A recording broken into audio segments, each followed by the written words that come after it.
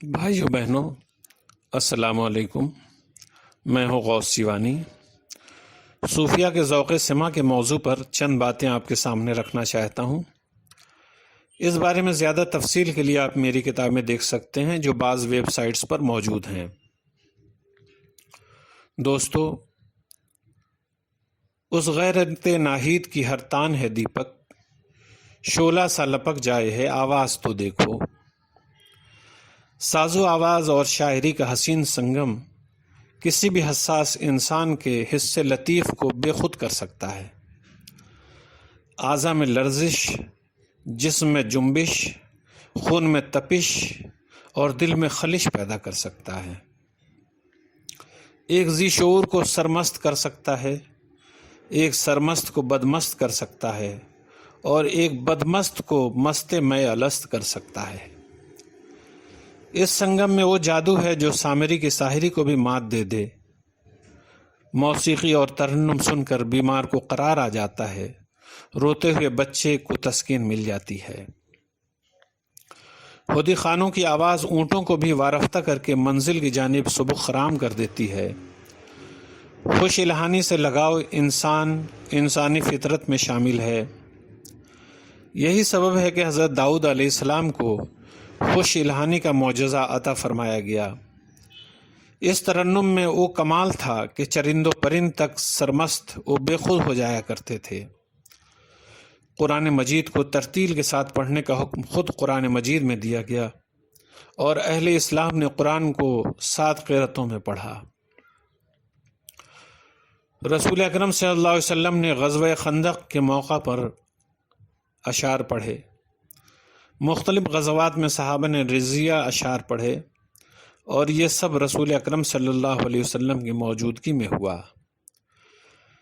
تاریخی روایات شاہد ہیں کہ ہجرت کر کے جب آپ مدینہ منورہ تشریف لائے تو اس شہر کا ذرہ ذرہ خوشیوں سے جھوم رہا تھا اور ننھی ننھی بچیاں بھی دف بجا کر شادیانے گا رہی تھیں۔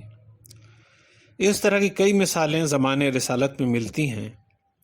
انہی طریقوں پر عمل کرتے ہوئے اہل تصوف کے ایک طبقے نے اپنی مجلسوں میں سماع کو رائج کیا اور بعض نے اس پر بہت زور بھی دیا۔ سماع کے متعلق ایک بات بہت واضح ہے کہ اس میں صوفیہ کا ہر دور میں اختلاف رہا ہے۔ ایک طبقہ اسے شرائط کے ساتھ جائز قرار دیتا ہے تو دوسرا طبقہ اس کے عدم جواز کا قائل ہے اور اسے لہو و لعب میں شمار کرتا ہے۔ علماء کا بڑا طبقہ اسے درست نہیں مانتا اور سماع سے پرہیز کرتا ہے۔ بر صغیر کے اولین صوفیہ میں سے ایک حضرت داتا گنج بخش سید علی ہجویری رحمۃ اللہ علیہ نے اپنی کتاب کشف المحجوب میں اس کے دونوں پہلوؤں پر گفتگو کی ہے اور صوفیہ کے اقوال پیش کیے ہیں جو حمایت اور مخالفت دونوں میں ہیں۔ حالانکہ یہاں شرعی دلائل نہیں ہیں بلکہ اہل تصوف کے خیالات ہیں۔ کشف المحجوب میں یہ بھی ہے کہ ابلیس نے سب سے پہلے بانسری اور تنبورے بنا کر محفل سماع قائم کی تاکہ حضرت داؤد کے سامعین کو 2 جماعتوں میں تقسیم کیا جا سکے۔ دوستو، سماع کے تعلق سے صوفیہ کے مختلف اقوال ہیں۔ ذوالنون مصری مشہور صوفی ہیں، فرماتے ہیں کہ سماع کا حق فیض ہے جو دلوں کو حق کی طرف راغب کرتا ہے۔ پس جس نے حقیقی معنوں میں سنا اس نے راہ حق پا لیا اور جس نے خواہش نفسی سے سنا وہ بے دین ہو گیا۔ اسی طرح ابو علی رودباری سماع کے متعلق فرماتے ہیں، کاش کہ ہم اس سماع میں تحقیق کرنے والے ہوتے اور اہل نفس تعویل کرنے سے قاصر ہیں۔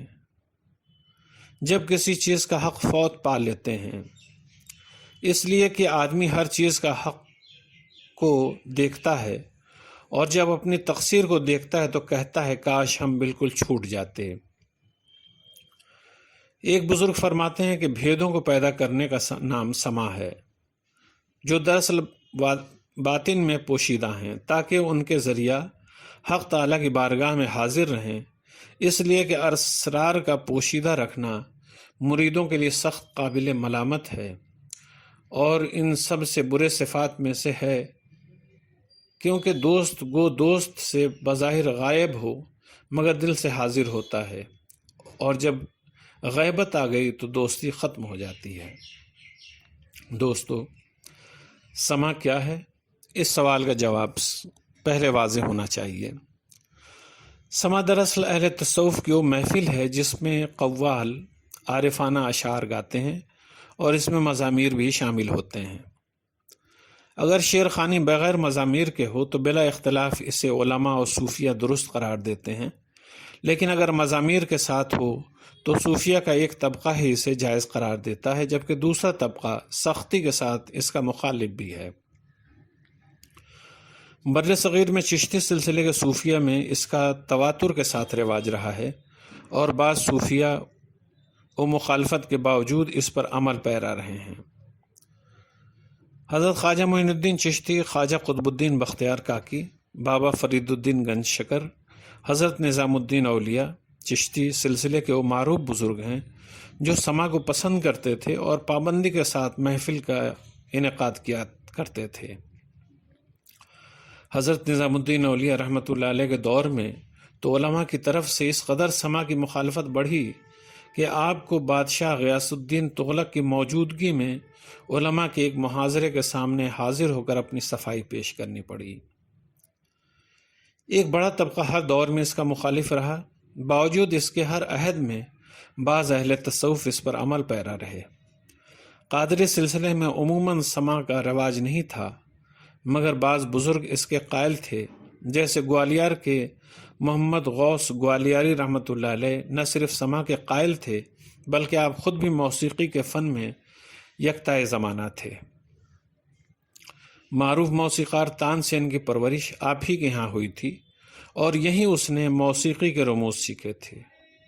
بعد کے دور میں یہ موسیقی کا اسکول قرار پایا جسے گوالیار گھرانہ کہا جاتا ہے۔